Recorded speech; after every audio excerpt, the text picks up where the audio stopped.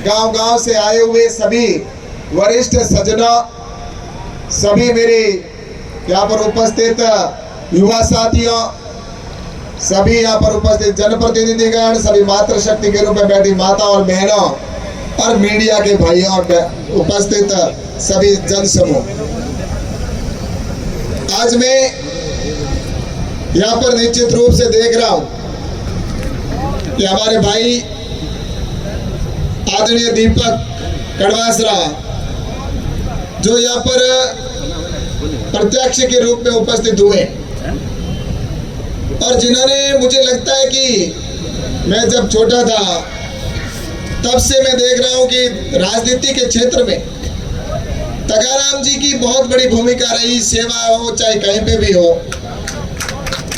तो मैं बहुत छोटा था, जब मेरे गांव के हो चाहे मेरे पड़ोस वहां पर देखते थे तो तगाराम जी को हमने सेवा करते हुए देखा और आज उनका पोता बाड़मेर से भारतीय जनता पार्टी के प्रत्याशी के रूप में यहाँ पर बाड़मेर की सेवा करने के लिए उपस्थित हुआ है।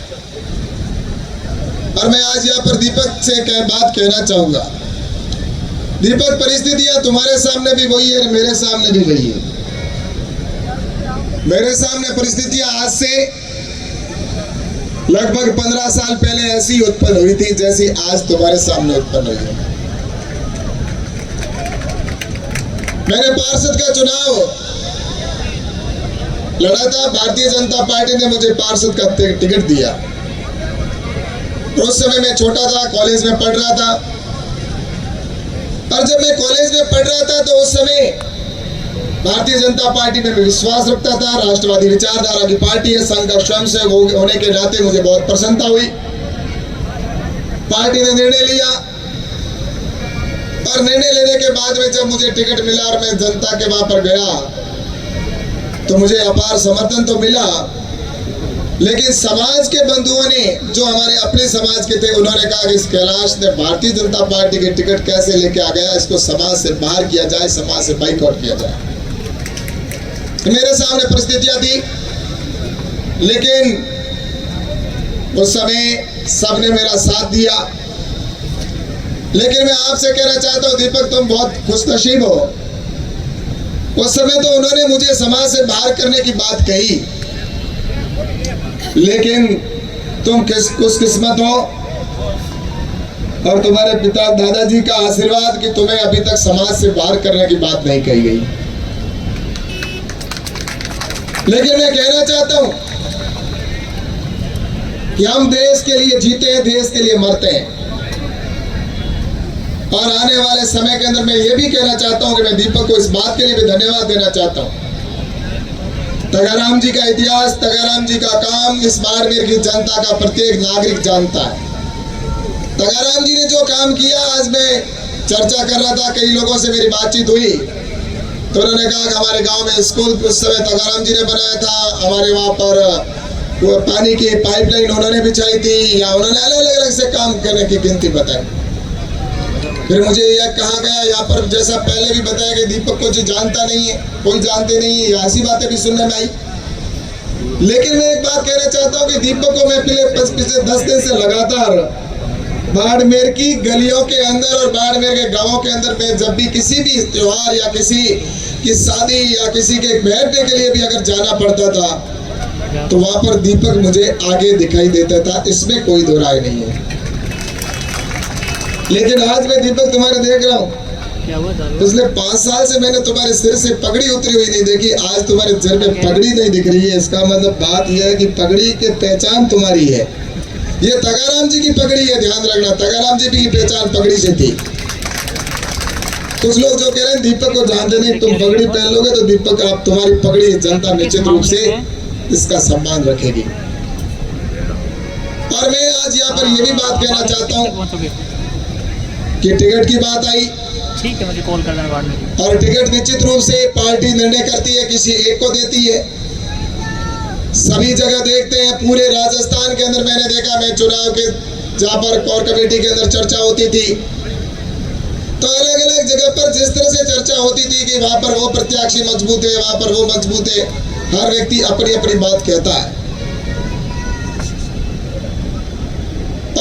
जब मैं बाड़मेर की बात करता हूं तो मुझे बताते हुए खुशी है कि बाड़मेर के अंदर सभी प्रत्याशी मेरे पास आए और सब जगह पर जाकर एक ही बात कही कि भारतीय जनता पार्टी का जो भी प्रत्याशी आएगा हम उसके साथ रहेंगे, हम भारतीय जनता पार्टी के सिपाही हैं। यहाँ पर जितने भी टिकट मांगने वाले थे, चाहे उसके अंदर दीपक जी हो, चाहे मृदुरेखा जी हो, चाहे रूपाराम जी हो, चाहे खेताराम जी हो, या जितने भी हमारे मांगीलाल जी भी बैठे हैं, यहाँ पर भाई नरपत भी बैठा है, और ऐसे मूलाराम जी हमारे बाम्बू, ये सभी टिकट की दौड़ में थे। और टिकट की दौड़ के अंदर बहन प्रियंका जी भी थी। और टिकट का जब परिस्थितियां जिस तरह से देखा कि सभी जगह सर्वे और जो हुआ उसके बाद समीकरण की बात आती है, तो पूरे राजस्थान के अंदर कहीं पर किसी को टिकट मिली तो कहीं पर किसी को टिकट मिली। लेकिन टिकट की जब बात आती है तो टिकट के लिए मैं आपसे ईमानदारी से कहना चाहता हूं कि टिकट की बात आई तो वहां पर जब मैंने पहली बार मैंने देखा, मैंने हालांकि इन सभी आकांक्षियों से मुझे नहीं कहना चाहिए था, मुझे ये बात नहीं कहनी चाहिए कि किस कौन मजबूत है, हर व्यक्ति अपने आप को मजबूत समझता है, लेकिन उसके बावजूद भी मैंने इनसे कहा कि यहाँ पर बहन प्रियंका जी है वो थोड़ी मजबूत है सर्वे के आधार पर। तब इन सभी ने मुझे कहा कि अगर वो मजबूत है तो निश्चित रूप से हम भी टिकट मांग रहे हैं, हमें भी बराबर आप उसकी दौड़ में रखना, लेकिन फिर भी अगर टिकट आप जिस भी कार्यकर्ता को अगर सर्वे और जहाँ पर वह कमेटी के अंदर निर्णय हो। और मैं आपको बताना चाहूंगा कि मैंने लास्ट समय तक ये बात कही कि बहन प्रियंका जी की यहाँ पर स्थिति अच्छी है और इसलिए बहन प्रियंका जी को टिकट मिल जाए अगर तो हमारे आसानी रहेगी। लेकिन वहाँ पर जितने भी और भी सदस्य थे उन सभी की राय शुमारी होती है, सभी राय शुमारी के अंदर जब निर्णय हुआ तो सबकी निर्णय के अंदर जैसा कि दीपक जी कड़वासरा के ऊपर बात लगी, मोहर लगी, उससे पहले मेरी दीपक से बात हुई। मैंने दीपक से कहा, मैंने कहा दीपक अगर तुम्हारे को टिकट मिल जाती है तो, क्योंकि काफी नाम चर्चा में चल रहा है, तुम्हारे भी नाम पर कहीं पर चर्चा आई है। तब दीपक ने कहा कि परिस्थितियां तो अनुकूल नहीं है, क्योंकि मैंने भी पहले कहीं न कहीं कहा है कि बहन प्रियंका जी को अगर टिकट मिल जाती है तो अच्छी बात है, क्योंकि वहां पर उन्होंने कहा मुझे। लेकिन उसके बाद भी मैंने कहा कि भाई ये परिस्थितियां है तो ऐसी स्थिति में हम क्या कर सकते हैं। तब उसके बाद मैंने बहुत प्रयास करने के बाद सर्वसहमति एक अलग चीज होती है, कई जगह पर ये नहीं है कि बाड़मेर के अंदर हुआ, ऐसी कई जगह पर सहमति नहीं बनती। लेकिन सहमति नहीं बनने के बाद आज जब दीपक से मैंने ये बात कही तो दीपक ने कहा परिस्थितियां चाहे कोई भी हो, मैं भारतीय जनता पार्टी का सिपाही हूं और मेरी पार्टी मेरी मां है और पार्टी के लिए मैं निश्चित रूप से, क्योंकि भारतीय जनता पार्टी को मेरे दादाजी ने सींचा है, मेरे दादाजी ने यहाँ पर काम किया है और मुझे बाड़मेर की जनता पे पूरा भरोसा है। इसलिए आप मुझे पार्टी जो भी निवेदन करेगी या पार्टी जो मुझे आदेश देगी, जो भी पार्टी मुझे आदेश देगी उसका मैं पालन करूंगा। और आज यहाँ पर इनके सभी जो साथी हैं उन्होंने भी वो भी साथ खड़े। तो मैं ये जरूर कहना चाहता हूँ कि आज दीपक कड़वासरा यहाँ पर एक दीपक लेके खड़ा है और इसके अंदर मैं आप सभी के कहना चाहता हूँ कि दीपक इस पार्टी के लिए आने वाले समय के अंदर निश्चित रूप से दीपक का भविष्य उज्जवल है, इसमें कोई दो राय नहीं है। और ये सभी भारतीय जनता पार्टी के कार्यकर्ता यहाँ पर पहुंच खड़ी है। मैं आप सबसे कहना चाहता हूँ हमारा उद्देश्य एक होना चाहिए।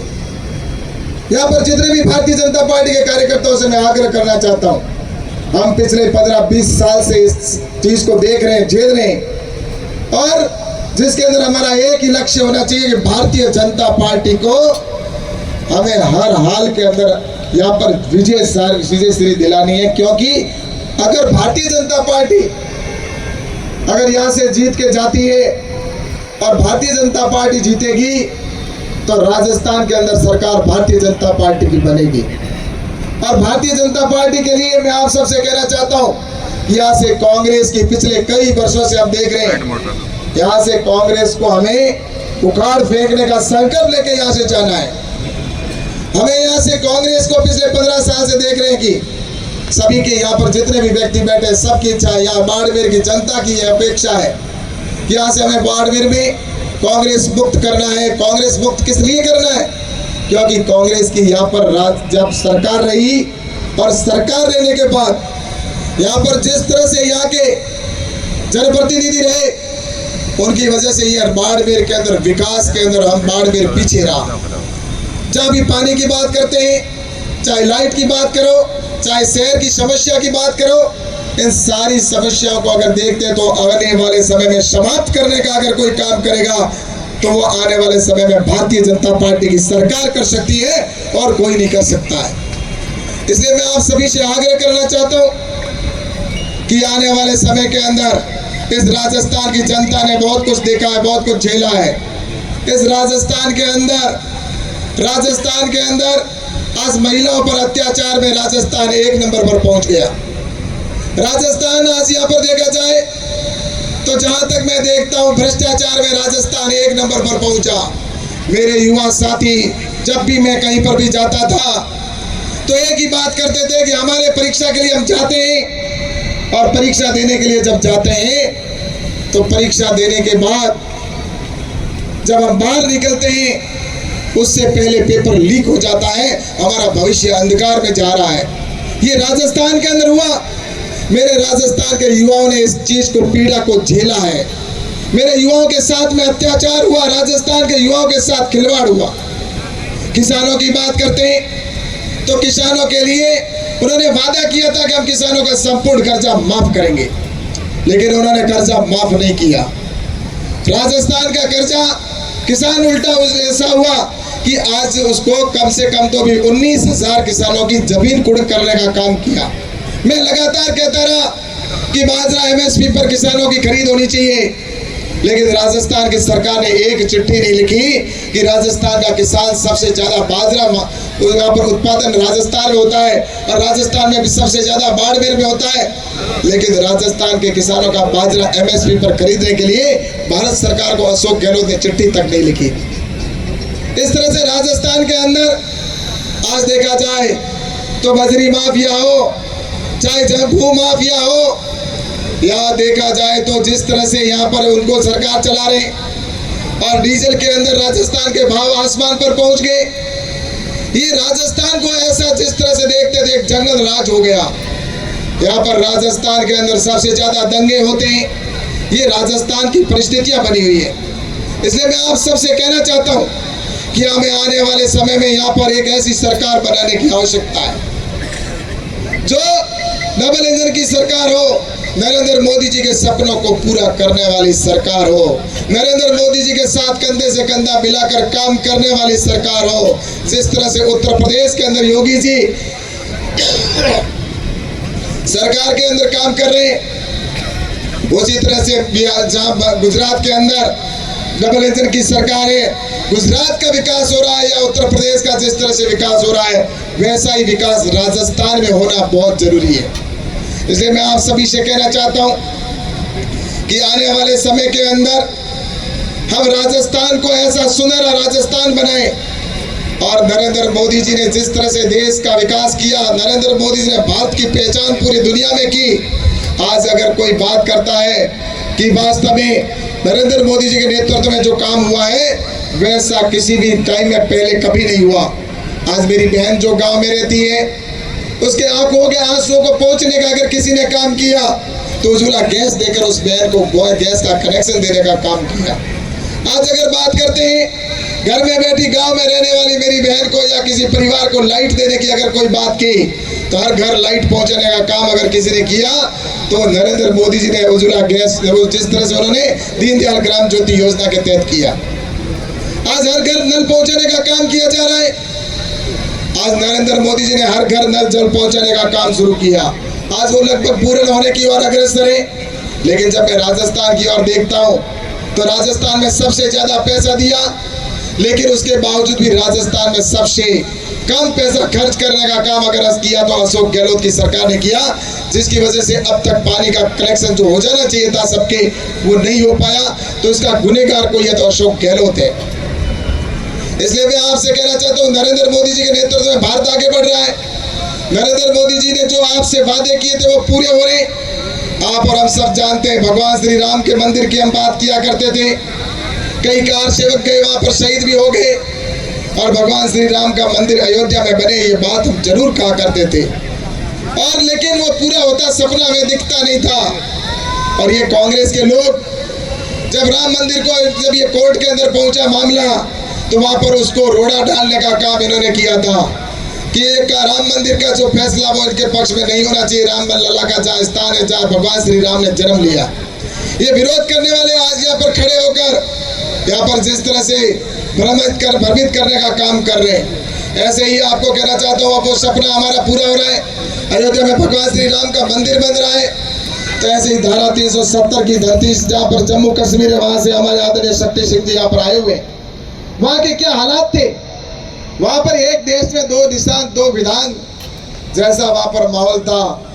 वहां पर एक देश में दो निशान दो विधान, ये कानून था। कोई व्यक्ति वहां पर जाता था तो उसको ये कहा जाता था कि आप बाहर से देश से आए हो, वहां का जिस तरह से वहां पर लिखा हुआ था, हिंदुस्तानी कुत्तों वापस जाओ, ऐसे शब्द देकर किस व्यक्ति हिंदुस्तानी का खून नहीं खोलता। इसलिए मैं आपसे कहना चाहता हूं कि आज नरेंद्र मोदी जी के नेतृत्व में हमारी धारा 370 भी हटी, तो भारत का सम्मान भी पूरे विश्व में हुआ। तो वहीं पर अगर हम बात करते हैं कि नरेंद्र मोदी जी के नेतृत्व में आज देश एक नंबर पर चाहे मूर्ति हो तो विश्व की सबसे लंबी मूर्ति भारत में। अगर बात करते हैं हमारे देश के अंदर सबसे ज्यादा अगर कोई लंबी अगर कोई हाईवे है तो वो भी भारत के अंदर विश्व का सबसे लंबा हाईवे भारत में बनाया जा रहा है। और इसी तरह से अगर विश्व की सबसे लंबी टनल बने तो वो भी भारत के अंदर बने। तो ये भारत को आगे बढ़ाना, सबसे पहले वैक्सीनेशन भी अगर कोई बने तो वो भी हिंदुस्तान के अंदर बने, और दुनिया में सबसे पहले चांद पर अगर कोई पहुंचे तो वो भी भारत पहुंचे। ये है नरेंद्र मोदी जी का सपना कि भारत विश्व का सबसे एक नंबर पर पहुंचे।